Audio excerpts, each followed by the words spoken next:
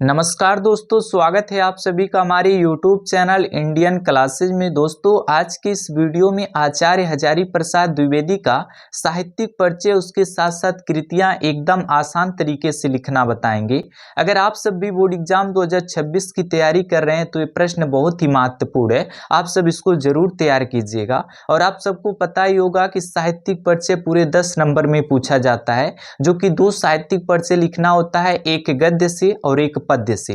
उसी गद्य से एक महत्वपूर्ण साहित्यिक परिचय है आचार्य हजारी प्रसाद द्विवेदी या फिर डॉक्टर हजारी प्रसाद द्विवेदी का। देखिएगा, जो लिखने का सही तरीका है इस वीडियो में जानने को मिलेगा, क्योंकि बोर्ड एग्जाम में कहा जाता है अधिकतम शब्द सीमा 80 होना चाहिए। तो आपको किस तरीके से लिखना है जिससे अधिकतम शब्द सीमा 80 पूरा भी हो जाए और 5 नंबर पूरा मिल भी सके। तो सबसे पहले आपको जीवन परिचय हेडिंग डालना होगा। बहुत से लोग कहते हैं कि साहित्यिक परिचय हेडिंग डालकर क्यों नहीं लिखेंगे जब साहित्यिक परिचय पूछा जाता है। तो मेरे दोस्त, अगर आप साहित्यिक परिचय हेडिंग डालकर पूरी बायोडाटा को छाप देंगे तो जीवन परिचय में बदल जाएगा, जो कि हम सब 10वीं में लिखे थे।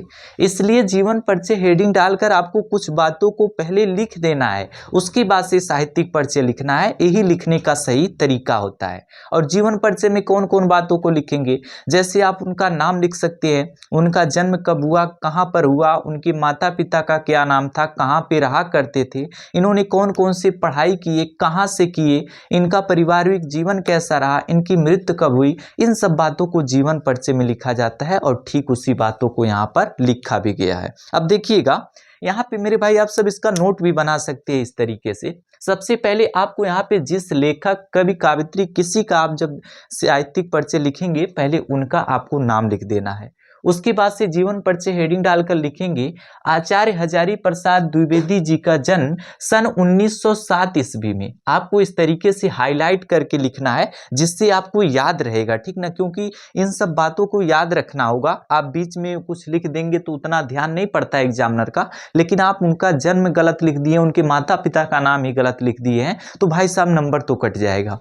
इसलिए आपको लिखना है आचार्य हजारी प्रसाद द्विवेदी का जन्म सन 1907 ईस्वी में बलिया जिले के दुबे का छपरा नामक ग्राम में हुआ था।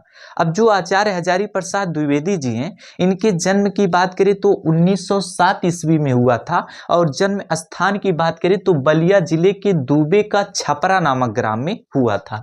उसके बाद से देखिएगा, इनके पिता का नाम पंडित अनमोल दुबे तथा माता का नाम ज्योतिकली देवी था। आपके एनसीईआरटी बुक में अगर उनके माता पिता का नाम लिखा गया है तो आप सब यहाँ पर लिख सकते हैं, और नहीं लिखा गया है तो कोई दिक्कत नहीं है, इधर उधर से सर्च करके नहीं लिखना है, ठीक ना। तो इनके पिता का नाम की बात करें तो पंडित अनमोल दुबे, और माता की नाम की बात करें तो ज्योतिकली देवी था। इन्होंने हिंदी एवं संस्कृत भाषाओं का गहन अध्ययन किया। अब गहन अध्ययन का मतलब क्या होता है, उस पर मतलब पूरा लगाव लगा देना। जैसे अभी तक आपने फिजिक्स, केमिस्ट्री, बायोलॉजी को गहन अध्ययन किया होगा, क्योंकि हिंदी को उतना महत्वपूर्ण नहीं समझते होंगे, लेकिन अब पता चला होगा कि हमें हिंदी भी पढ़ना है। ठीक उसी प्रकार से इन्होंने हिंदी बात करें और संस्कृत भाषा की बात करें, इसका गहन अध्ययन किए, ठीक ना। 1957 ईस्वी में भारत सरकार ने पद्म भूषण की उपाधि से विभूषित किया, अर्थात सम्मानित किया। ये पद्म भूषण जो देश के प्रति अच्छा काम करते हैं, देश के प्रति अच्छा लगाव रखते हैं, तो राष्ट्रपति जी के द्वारा पद्म भूषण से सम्मानित किया जाता है उस नागरिक को। इन्हें भी पद्म भूषण की उपाधि से सम्मानित किया गया है। 19 मई 1979 ईस्वी में रोग से पीड़ित होने के कारण यह महान साहित्यकार चिर निद्रा में सो गए। आपको एक बात ध्यान रखना है, डायरेक्ट नहीं लिख देना है कि 19 मई 1979 ईस्वी में इनकी मृत्यु हो गई, ऐसा नहीं, थोड़ा सम्मान के साथ लिखेंगे, ठीक ना। और क्या लिखेंगे कि 19 मई 1979 ईस्वी में रोग से पीड़ित होने के कारण महान साहित्यकार जो थे चिर निद्रा में लीन हो गए या फिर उनकी मृत्यु हो गई।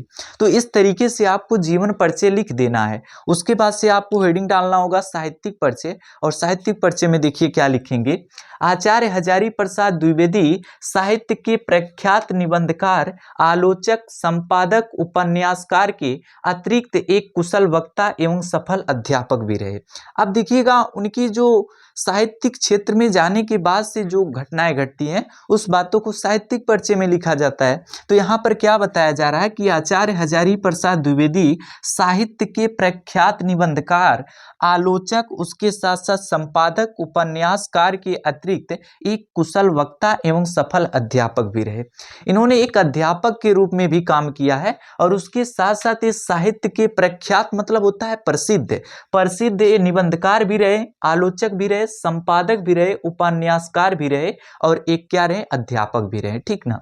उसके बाद से देखिएगा बांग्ला तथा संस्कृत के प्रख्यात विद्वान भी थे। इन्होंने अभिनव भारती तथा विश्व भारती ग्रंथ का संपादन किया। अब यहाँ पे देखिए बांग्लादेश की बात नहीं किया जा रहा है, भाषा की बात किया जा रहा है और उसके साथ साथ संस्कृत के प्रख्यात विद्वान भी रहे हैं और इन्होंने अभिनव भारती तथा विश्व भारती ग्रंथ का, ये क्या है, अभिनव भारती इनकी ग्रंथ है और यहाँ पे विश्व भारती क्या है, इनकी ग्रंथ है।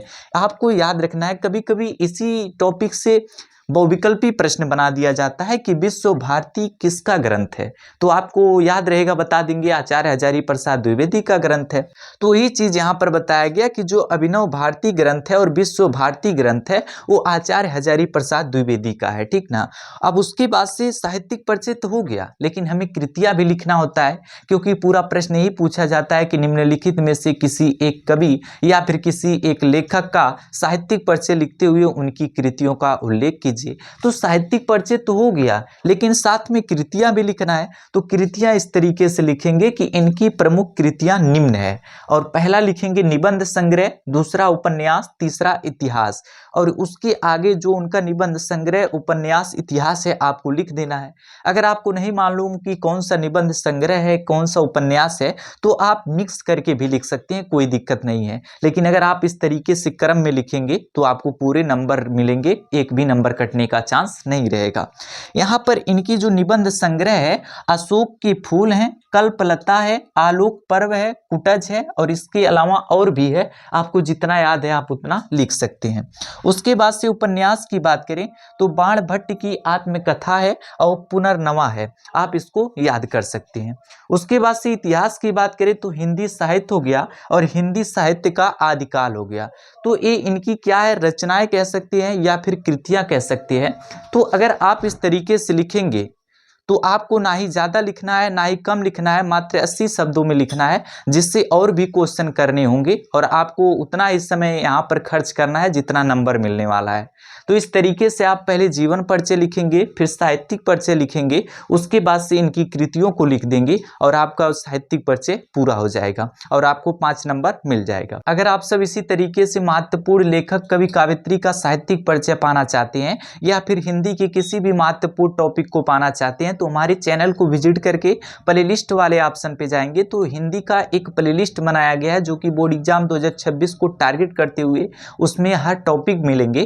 तो आप उससे प्लेलिस्ट से जुड़कर अपनी पढ़ाई में चार चांद लगा सकते हैं। तो दोस्तों उम्मीद करता हूँ ये वीडियो आपको पसंद आया। अगर वीडियो पसंद आया तो एक प्यारा सा लाइक कर दीजिएगा। हमारे चैनल पर नया हो तो हमारे चैनल को सब्सक्राइब कर दीजिएगा और दोस्तों के पास शेयर करना ना भूलिएगा। इसका स्क्रीनशॉट आप सब ले सकते हैं, ठीक ना, और इसका नोट भी बनाते रहिएगा जिससे आपको याद रहेगा।